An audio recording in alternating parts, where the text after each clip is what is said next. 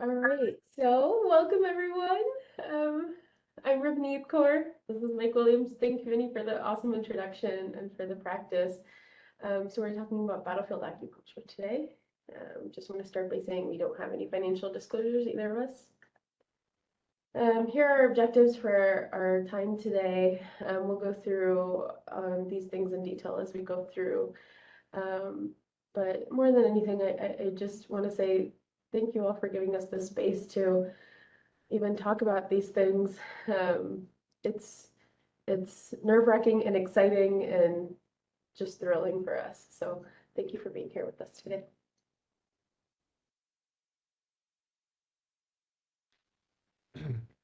So since battlefield acupuncture is most often used to treat acute and chronic pain, we wanted to start with a brief reflection on the experience with pain. And one of the things we discovered as we prepared this presentation is that both of us share a love for Van Gogh's art, and so we decided to enlist his help here at the beginning. On the left side of the screen, you see two of Van Gogh's self-portraits, and on the right side of the screen is a portrait that he painted of his doctor, Dr. Gachet. And one of the things that I love about Van Gogh's self-portraits is I think he really captures the human experience well and the complexity of that. And in particular, I think captures the experience of pain. He's someone that was familiar with pain in his life. And so if everybody can kind of get your chat boxes ready as we get started, I'm going to ask for some input and thoughts here. But as we look first at the paintings on the left side, the first is self-portrait with a straw hat. The second self-portrait with a bandaged ear, which was done after he, in a period of kind of extreme emotional distress, cut off a portion of his ear. If you can just throw any words or thoughts about, as you look at these self-portrait, what kind of thoughts come up as far as the pain experience? What type of words might you use to describe that?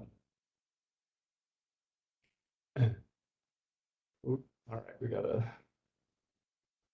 so disconnected, sad, hopeless. Any other thoughts?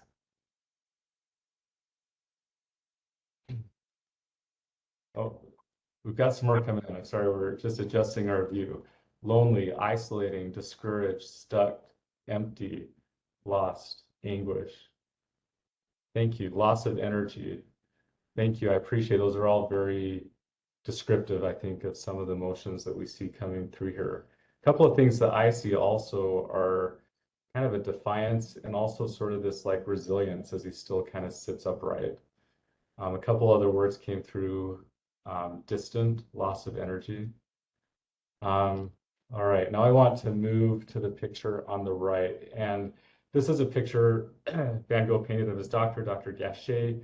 He wrote of his doctor that the first time he saw him, he thought he appeared less well than he did as the patient, which I thought was interesting. And we know that there's kind of an experience of pain for the patient, and then also as someone that treats and works with chronic pain, there's also an experience with that. And so what are some words that you might put in to describe what comes through with the doctor's state of being or experience? I feel like that's how I look on the inside sometimes, like when I'm trying to like think about how to be hopeful. Yeah, no, I agree. Yeah. So some words coming through: lost, helpless, overwhelmed, discouraged, defeated, melancholy, useless, tired, distant. Yeah, thank you. So one of the reasons that I'm excited about battlefield acupuncture is that I have seen it be an effective tool with helping to alleviate pain and suffering in the patient. And I've also seen it be one of several integrative tools that have helped to change my perspective and experience as a provider as I step into spaces of treating chronic pain. And I think a few years ago, there were times when this portrait probably could have painted how I felt or what my experience was like. And I think that's changed pretty dramatically. And so I'd like to start with just a example of a patient experience. This is someone that I saw a few weeks ago, 45-year-old male who came to the clinic for an acute visit. This was not someone that I had known. He had a very long history of chronic chest pain from fibrosing mediastinitis and also chronic low back pain, and had been pulled over and kind of in that experience pushed against the car and then into the back of the car, and that had acutely exacerbated his pain.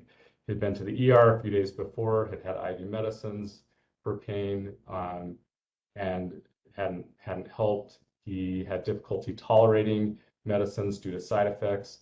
When he came into the clinic, I walked into the room and he was kind of in acute emotional and physical distress. He was already sitting on the table and kind of writhing around, couldn't hold still. It was very difficult to hold a conversation. I think in my old world, walking into that as someone I didn't know immediately, kind of some of the feelings that come up is how am I going to manage this situation within a 20-minute visit? But as we stepped into this visit, started talking, he was clearly in distress, and so I just paused and offered that we could do battlefield acupuncture at the beginning of the visit, and he was interested in that. His wife was with him and was interested in that as well. So we did battlefield acupuncture, and within minutes, his pain had improved significantly. It started at a 9 out of 10 and come down to about half of that within a few minutes. I then left him for about 15 minutes to kind of rest. And when I came back in, he was lying flat on the table. He was asleep. When I woke him up, he said his pain had completely resolved. He just was having some stiffness, and the emotional distress he was experiencing also improved significantly. That opened up an opportunity to kind of talk about diaphragmatic breathing and how we could kind of integrate that into his approach over the next week. I saw him back a week later. His pain improvement had persisted. He was having mild pain at that point, and we did battlefield acupuncture again. It decreased by about 60%, and I just saw him back on Monday this week as well, and he was still doing significantly better. I love the story that Mike is sharing here because it is very, very, very much representative of most of the patients I've seen for battlefield acupuncture. Often patients that I don't know or haven't seen before and are coming in for acute pain. And having finished residency not that long ago, that chief complaint on my schedule was, some kind of acute or even acute on chronic pain or just chronic pain definitely would give me some anxiety, thinking about, what can I do? How can I not be complicit in any kind of medication dependence there? So that's for me, that's a great segue into talking about why we chose to talk about this topic. Besides the fact that Mike and I are very, very passionate about battlefield acupuncture and what we can do with it, it's been really exciting to have this hands-on therapy in our toolbox. And for example, Mike has had more acupuncture training and is an acupuncturist, versus for me, this was my first exposure to offering acupuncture to patients. And we're both able to offer this therapy to our patients with great outcomes. We're learning as learners ourselves, and hopefully being able to teach more as we go on, that it's pretty straightforward to teach, and therefore it's tools that we can share with so many of our colleagues. I think one of the most profound things for us is, and for those that we've spoken to who use this tool, is that we get those immediate results for the patient, but also gives us some reassurance as the providers and as we try to be those healers for our patients, that we can see a change during that 25-minute visit. And like, really, we may not have many other tools that do those kinds of things. As you'll see as we go through this conversation, that battlefield acupuncture has been a really great bridge, and is shown in the evidence to be a great bridge to other complementary therapies. It gives us the opportunity to look at the patient's health in a holistic way, and kind of consider how their pain fits into their overall health and their entire life. So gives us the tool to be able to give them some relief and then open up those conversations that maybe we couldn't have had if we were all patient and us as providers kind of stuck in talking about the pain. And so much clinical and academic potential for us and for our colleagues. And I want to mention here also that the way that battlefield acupuncture has been named, which many of you may be familiar with, is that auricular acupuncture itself has such a long tradition that Mike's going to talk about. But around the time of September 11th in 2001, when there was such a need for people who are serving the community and serving our nation, for them to be able to have relief from pain and be able to be functional without being bogged down by the side effects of medication. And so Dr. Richard Niemsau, who is credited as one of the founders of battlefield acupuncture, or I should say, has done a lot of the codifying and detailing of acupuncture, battlefield acupuncture. He brought this terminology of battlefield acupuncture about, and we both have found that that has been a great way for us to kind of help sell it to patients and kind of start the conversation with them to be able to access all these great reasons for acupuncture.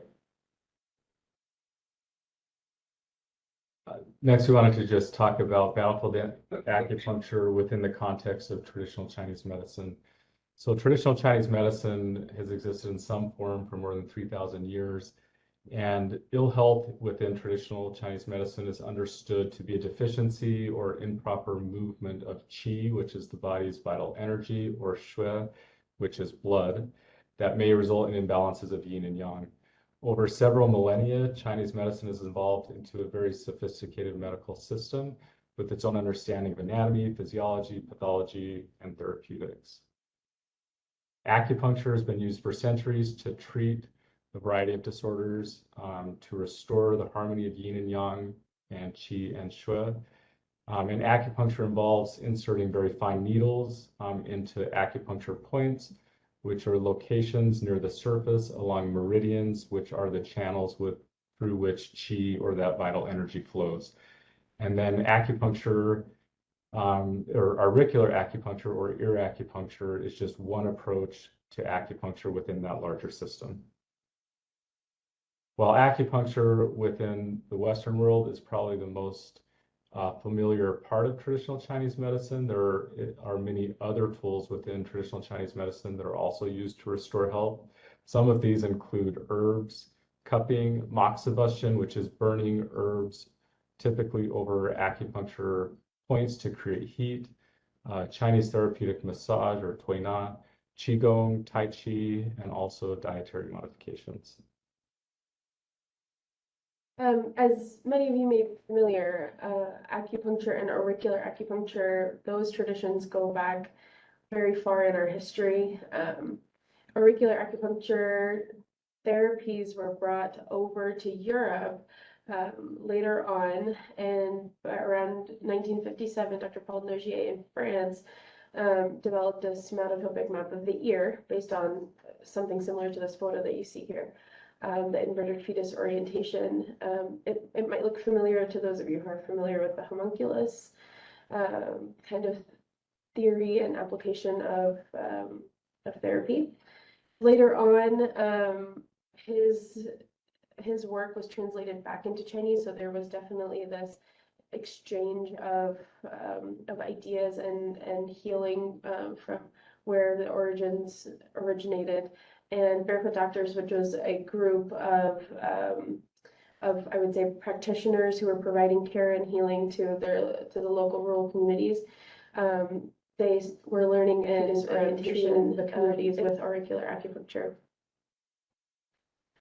Later on in 1990, some of the naming for auricular anatomy becomes standardized.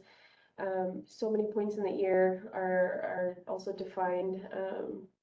And as we mentioned before, in 2001 to 2002, battlefield acupuncture as a name was codified by the same Dr. Richard Niemsau. A special mention here for how battlefield acupuncture is used in the VA. Fetus orientation battlefield acupuncture had a lot of increased use during Iraq wars, Afghanistan wars, and is currently being offered and used in many VA clinics and hospitals. Just the ability to have short and long-term relief has been extremely helpful in VA settings, which, as we know, can often be complicated presentations of pain with many different layers. So battlefield acupuncture fits in really well there in trying to give people, especially people who have served and people who may have experienced a lot of trauma and are potentially higher risk for medication dependence, to not only feel better in the now, but also to be able to tap into all the different parts of their healing in the future. I'd like to touch briefly on a theoretical basis for auricular acupuncture. We'll just mention some of the theories briefly. This is kind of a fascinating area of study. First is the traditional Chinese medicine energetic theory, which is that the yang meridians, which are associated with sympathetic control, are activated by points in the ear. Another theory is the microsystem theory. That's a theory where there's multiple parts of the body that can function as energetic systems for diagnosis and therapy. So we see these within the foot, within the ear, the scalp, and the hand, to name a few. The neurophysiologics theory, that's where there's a somatotopic map on the ear, similar to the homunculus on the cerebral cortex. The endorphin theory is that acupuncture increases levels of endorphins in the serum and cerebral spinal fluid, and this in turn then increases pain threshold. There's an interesting study with this where after acupuncture, patients were given naloxone, and that higher pain threshold actually reversed.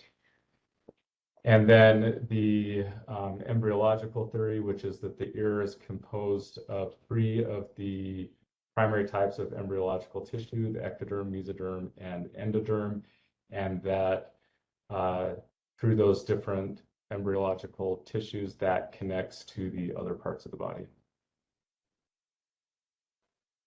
There's 5 different points that are used in battlefield acupuncture. Each of these is also used in other contexts of auricular acupuncture. And we'll talk about kind of their location, some of the effects of the points, and then why they were chosen for the battlefield acupuncture protocol. So the first point is the cingulate gyrus point, and you can see on the image here where that's located. It's the central intertragic notch. This point has effects on memory, emotions, and pain. The second point is thalamus. You can see that on the image. It's at the base of the conchal wall, kind of behind the antitragus. This point is effective in reducing chronic pain and in part through activating the thalamic gate of the supraspinal pain inhibitory system.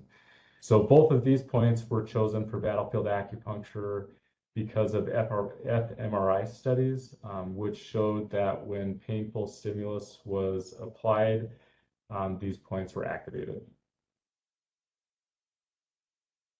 The third point that is used in battlefield acupuncture is omega-2. In this image, you can see that that's on the superior helix at the central to apex portion of the helix. This point affects somatic stress and reduces inflammation of the limbs. It was chosen for battlefield acupuncture because it has outstanding qualities to affect pain in the head, neck, shoulders, legs, and back. And then the fourth point is point 0. This one is located in the notch at the helix root as it rises from the conchal ridge. Point 0 is a master point. It helps to bring the body towards a general homeostatic balance. This is a point that, interestingly, without prompting, I've had several patients when we do this point that say, wow, I feel kind of centered and balanced in a way I haven't before. And this point was chosen because it has the ability to energize or activate and enhance the effect of each of the other points on the ear. The fifth point is Shunman, roughly translated meaning spirit gate. Its location is in the triangular fossa, and the effect of Shanman is to tranquilize the mind, allow one's connection with their spirit, alleviate stress, pain, tension, anxiety, depression, insomnia. This would have been a good point for Ravneet and I to do this morning to kind of help with some performance anxiety. And it was chosen due to its calming effect on the patient. So part of what I appreciate about these points and what I'll do as I introduce these points as we do the procedure to the patient is kind of talk through some of what we understand with the neurobiology of pain. And the first 2 points kind of relating to the central nervous system component of pain, omega-2 relating to the peripheral nerve component of pain, and then the final 2 points relating to that psychosomatic component of pain. And I find that as I introduce that, it kind of opens up opportunities as they experience benefits in those areas of addressing pain, both through acupuncture, but then also introducing other ways to affect those pain pathways. So getting into some of the clinical practice of battlefield acupuncture,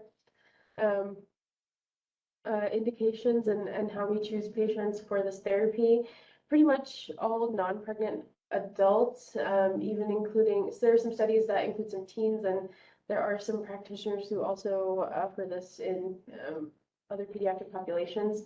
Regardless of what medications they're on, regardless of their past medical history, they can be considered for battlefield acupuncture. If they have acute or chronic pain, obviously an interest in receiving this therapy, that they're able to be vigilant for any side effects of the therapy, including inflammation in the ear or other parts of the body, and that they're potentially available for some kind of follow-up. The patients who we don't do this therapy in is anyone who's pregnant or thinks they might be pregnant, anyone with a needle aversion. We don't want anyone to vasovagal out during this therapy. If the skin of the ear is broken, actively inflamed or infected, we don't put needles in those spaces. And then we don't put needles into keloid scars or anyone who might be at risk of getting a keloid scar on the ear. This last point is one that I often talk about, especially in older patients, which is if they have a bleeding disorder or if they're on blood thinners, we actually can consider them on a case-by-case basis to see if they could get battlefield acupuncture, and actually many of those patients can. There isn't a lot of bleeding that happens with the insertion or removal of the acupuncture needles. So talking about the different needle types that we use in this therapy, the needles that you see on the left are traditional auricular acupuncture needles. This is what we are using in our clinic and what we were trained with in our fellowship to insert into the ear. These needles go into the different points and are left in for 15 to 25 minutes and then are removed. On the right side, you'll see the auricular semi-permanent needles, or ASP needles.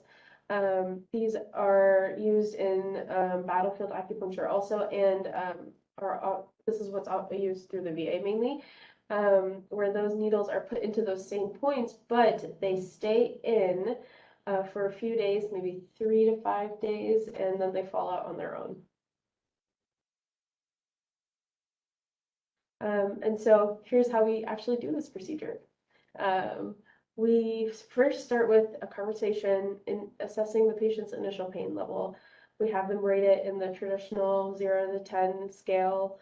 So for example, if a patient comes in saying they have low back pain and they rate it at 8 out of 10, for our purposes and to have a little bit room to grade pain as it goes through the process, we say we're going to take your 8 and we're gonna refer to it as like a 10 in this situation.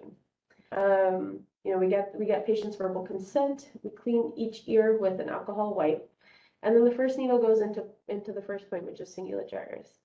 After the needle is put in, we ask the patient to kind of check in with themselves while they're seated, see if they're having any lightheadedness, any signs that they might have a vasovagal experience, or they experience euphoria. I also usually at that time ask them to just check in to see how it feels just having that needle in. Was it tolerable? Did they feel like they can keep getting the needles in? At this point, I haven't had any patients say, no, stop putting in needles, which is great to hear. After each needle is placed, we typically ask the patient to stand up, walk around, whether in the room or in the hallway, and try to kind of reproduce the pain that they were having. Most of these people have been living with the pain for, even in an acute setting, long enough that they know exactly what's going to trigger it.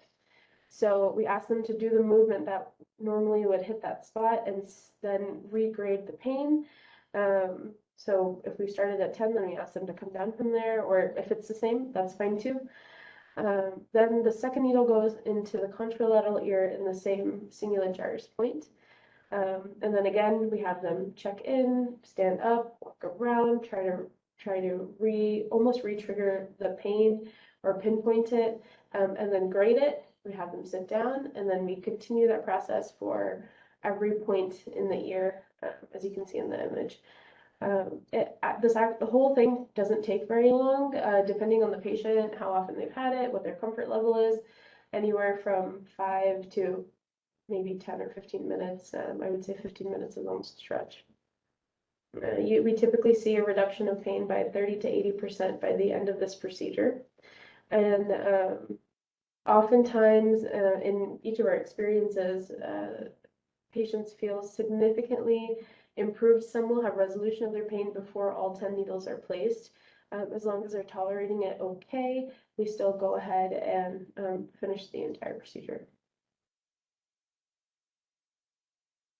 In using the traditional needles that you saw on a previous slide, the auricular needles that we use here, we leave them in for 15 to 25 minutes, let the patient relax in the room, and then we come back, reassess, and remove those needles.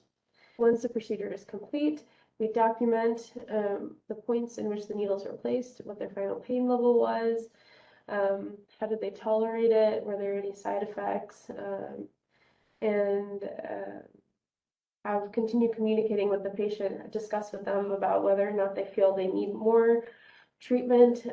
Battlefield acupuncture can be done as a standalone therapy, or it can be repeated every few days to weeks based on how the patient responded and what they prefer.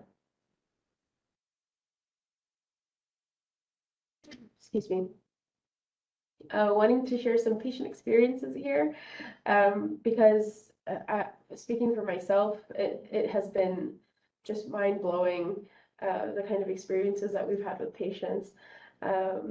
So the first patient I ever saw get battlefield acupuncture was before I was trained in this. It was the early days of my fellowship, and Vinny asked me if I would like to observe with the patient. And she was an older patient who had pretty severe left shoulder arthritis. Her range of motion was next to none, but she had good strength in the hand, but really couldn't do any movement in the shoulder. Wanted to avoid any injections or surgery.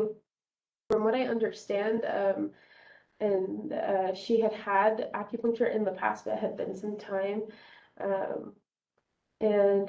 So I watched Vinny walk through all the counseling, the whole process of the therapy in his usual very calm manner, explain the whole thing to the patient. She had one needle placed and already was able to verbalize, hey, I think it feels a little less stiff. I think I move it better. And it was almost miraculous watching this happen. And every needle that she had placed, her range of motion increased.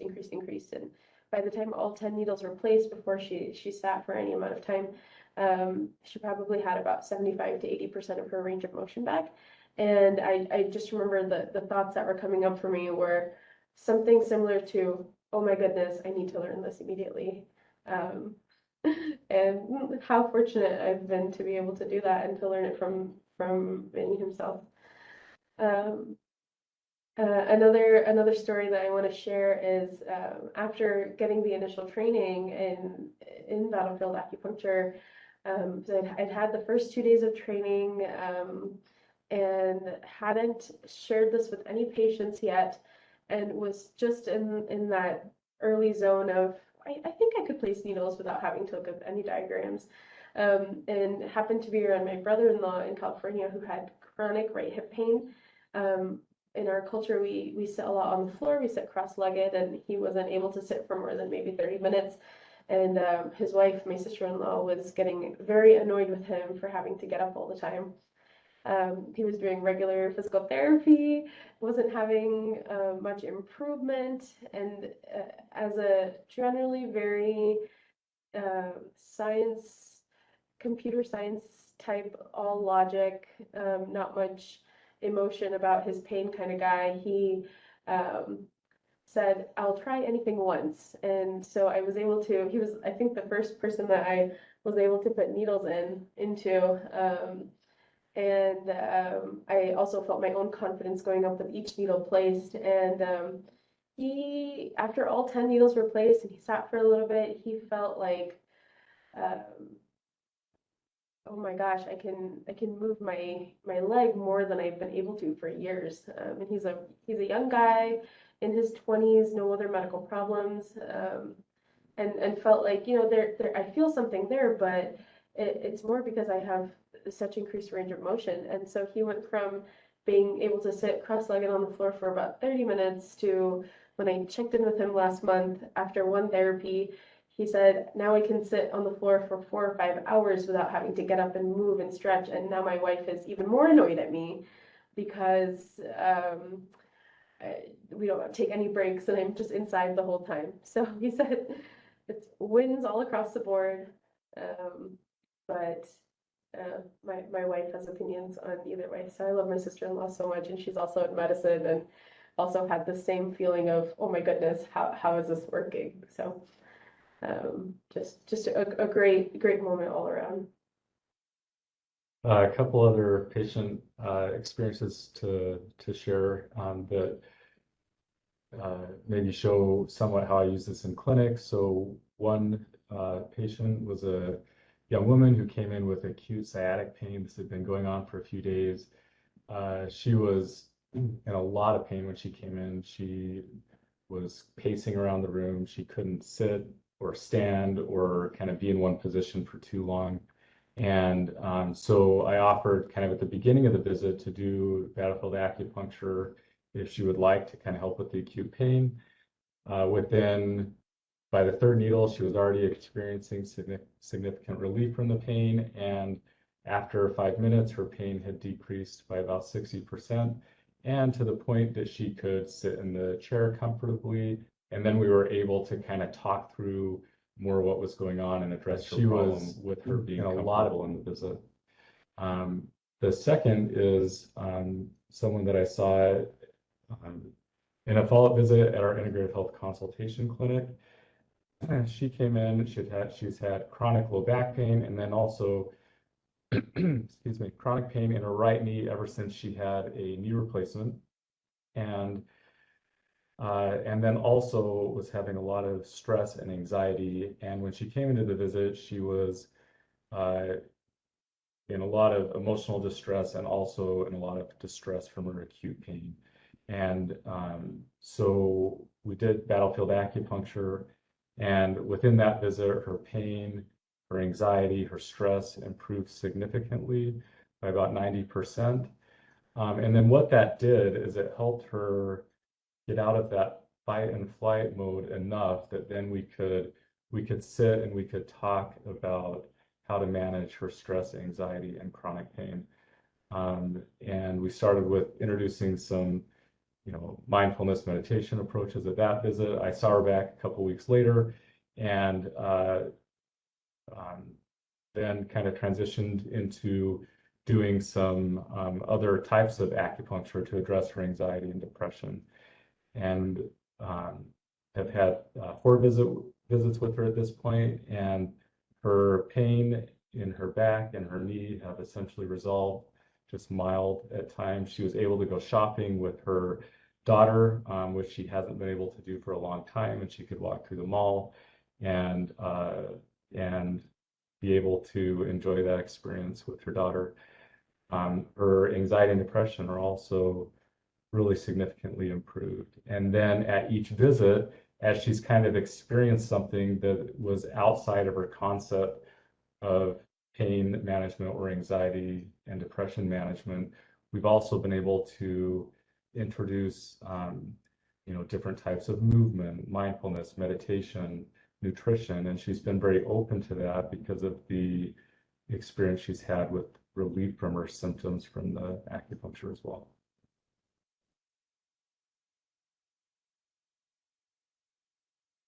So I'd like to just touch base on battlefield acupuncture in the literature. At the end of the slides, all of our references are listed. So for those that are interested in taking a deeper dive, you can take a look at those. For now, I'll just review some of the findings. All of the studies that I've read have been in agreement that battlefield acupuncture is safe, that there's no major side effects. One of the things people wonder about is infection in the ear, and there's really no reports of severe infections in the ear from battlefield acupuncture.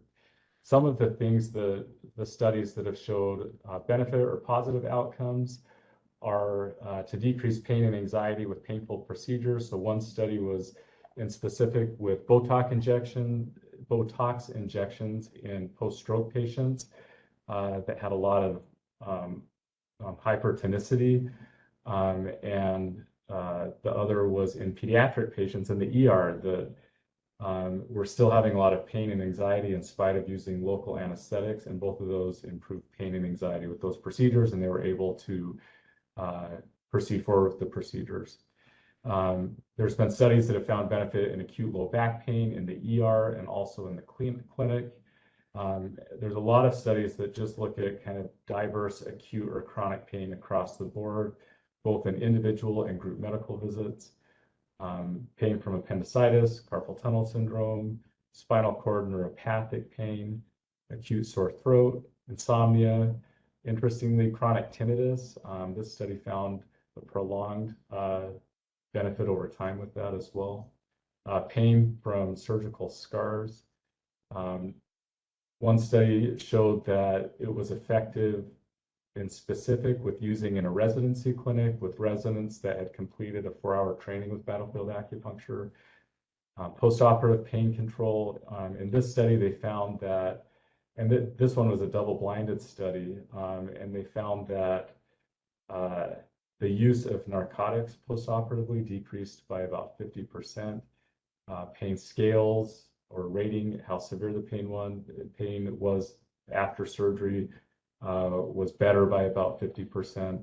They had improved postoperative nausea and vomiting, and also improved postoperative patient satisfaction scores. A few studies that have been done recently that have not found benefit, and you'll notice there's some conflicting findings between studies. One was post-tonsillectomy patients, one was post-shoulder surgery patient, one was post-lower extremity surgery, and another was for acute pain syndromes in the ER. So sometimes studies are having conflicting findings. There are some critiques, rather, of battlefield acupuncture studies. One of the critiques is that many of the studies have been done in military settings, and so there's a need for more studies done outside of military settings to confirm that those findings can be reproducible in non-military settings. It's also difficult to blind acupuncture studies, and also in particular auricular acupuncture studies. There's a variety of ways that people try to get around that. Sham acupuncture is one, where needles are put into sites that aren't defined acupuncture points, but that in and of itself can have problems, especially on the ear, where basically every point in the ear has some sort of energetic effect. So it can be difficult to blind. So there's more need to figure out how to do that better. Also, the studies vary in how frequently they followed up and evaluated the pain response, and so that makes it difficult to compare studies. And then studies often evaluated battlefield acupuncture with standard care against standard care alone, and there's some critique that medication use could obscure the findings of battlefield acupuncture as well. So in general, most studies agree that battlefield acupuncture is a very promising therapy, and also agree that more studies are needed going forward. Another important critique of battlefield acupuncture is that there is not an individualized traditional Chinese medicine diagnosis and treatment plan for each patient. Battlefield acupuncture is a protocol that's used the same with each patient that comes in for treatment. One study in considering that I find interesting, which was done in 2020, is they found that patients that used battlefield acupuncture were 10.9 times more likely to use traditional acupuncture within the next 3 months. And so battlefield acupuncture is helpful in introducing patients to traditional acupuncture in general and helping them to make those connections in their care as well. You've heard us mention the whole health model earlier in this presentation, so I want to talk about it in more detail. The whole health model is so near and dear to us in integrative health. It's the VA talks a lot about the whole health model, and in fact we do use some of their diagrams and forms that are created from the VA. But just without even getting into the formal model, thinking about all the different aspects of a person's health, battlefield acupuncture has the potential to be that bridge to empowering a patient to be more involved in their self-management. We know that pain, again, often being such a complex thing, has so many layers to it, but we as providers cannot always get rid of 100% of their pain. There is kind of that need to meet with a patient in the middle, in that therapeutic zone where, you know, we can do the most of what we can offer, and they, you know, try to get more involved with their pain management as well. So in the stories that Mike has shared and some of the things that we've talked about, battlefield acupuncture does give patients that opportunity, opens the door for them to be more of an advocate for themselves. It really gives us the opportunity to zoom out in a patient's health. Oftentimes people who come in with any kind of pain are so zoomed into that pain and the suffering that it's causing that it's hard to focus on anything else. And so as we get to zoom out and help them zoom out, we get to talk about everything else in their life, and also how else we can be supportive other than just being, you know, a place for where they only address their pain. The VA said it really well when they said whole health is focusing on what matters to you, not what is the matter with you. So I find myself using that phrasing a lot with patients. Okay. So this is the circle of health. We probably reference this daily. As you can see, it goes into all the different parts of a patient's health, like we've been talking about. And so battlefield acupuncture can potentially actually hit many of these different spots. It can help us bring in those physical, hands-on healing opportunities, but also tap into power of the mind, the spirit, and the soul. When we use it in a group medical setting, it can even bring in community support. It often gives patients the opportunity to recharge and be able to recharge. It helps them be able to engage more with their surroundings and just shore up maybe any areas where they needed more support when it comes to this whole health perspective of health. And so we're lucky to be able to help them in that. In looking at how we're using battlefield acupuncture in our fellowship, I want to take this moment to once again say thank you to Vinny and all the work that he's doing in our fellowship to help bring these skills to us, and also to do them in ways in which we can continue to honor the traditions that they come from. So we're kind of we are engaging in this theory into practice type model, which are called micro skill sessions.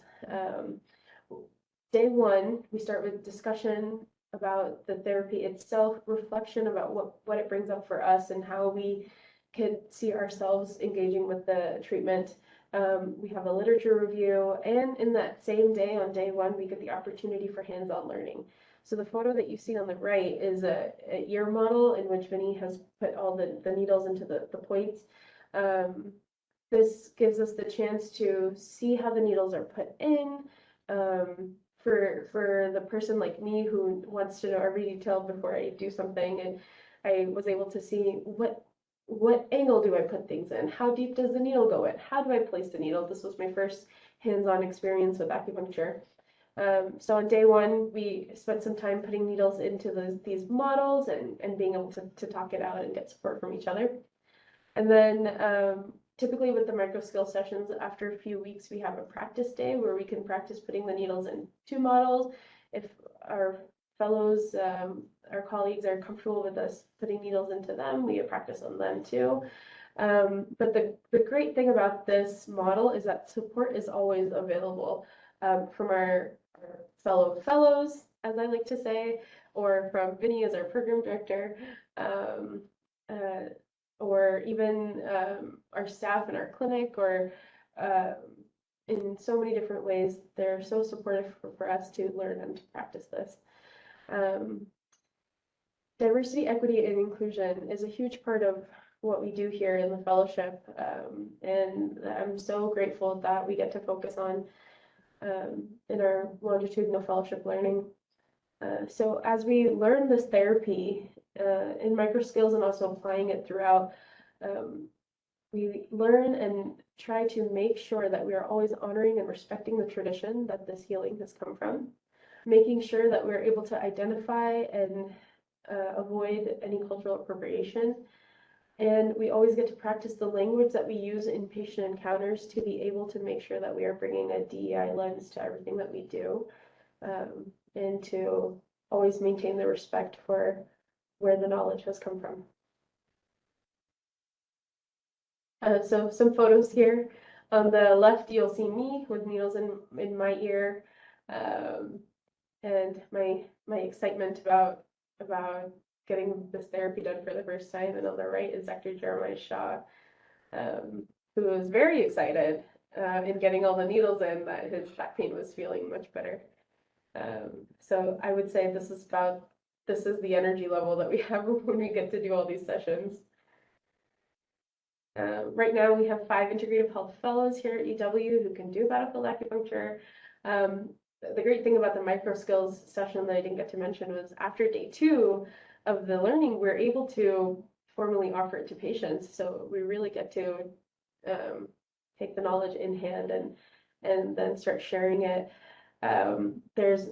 We have even more fellows now, and so there's going to be more training and more fellows who are able to do this through our clinic. We get these great opportunities to teach residents and fellows in other specialties. We've had fellows from other disciplines come to us and want the training, and we're hoping to be able to expand this learning out to residents as well. We've definitely had some interest.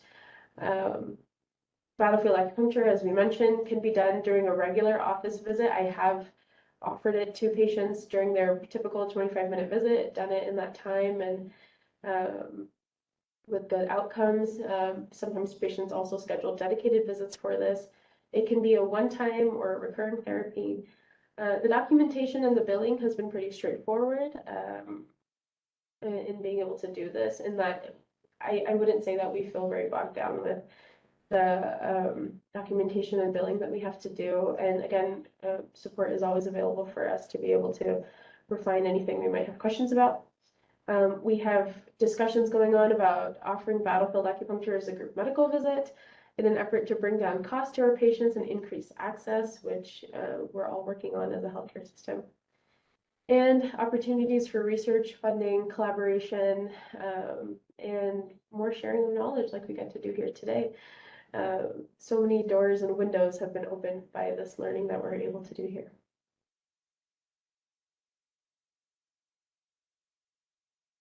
So sharing some of our references. If anyone would like these slides or wants any information about our references, we're happy to share those. Thank you all so much. So I guess now we have some time if anybody has any questions or Any conversations that you'd like to spark up?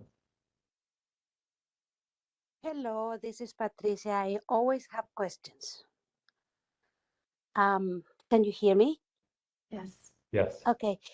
This is so wonderful, but at the same time, so frustrating because of what you just said, the access for people. I am just very delighted that Bini has been very persistent on trying to get integrative medicine to Wingra, but it's taking a little bit of time. And I want to share also a personal story that my mom has had chronic pain with walking for a while. And we went and we saw great Jonathan Takahashi, and he did some recommendations, and within those recommendations were acupuncture. Well, the problem is that we have not been able to find anyone that has openings for that, for massage, and his appointments are like 3 or 4 months ahead. So I think definitely access is going to be very, very important for these therapies. So I wonder if you can comment on that. It's like, how can we increase access? Because it's great that we tell patients that they need these, but obviously I do not do it. And then if I want my patients to go and see someone, I do not know how to trust in the community. Thank you. The presentation was wonderful. Thank you so much. Okay. Thank you for that question. I think that's a really important question and something we think about a lot.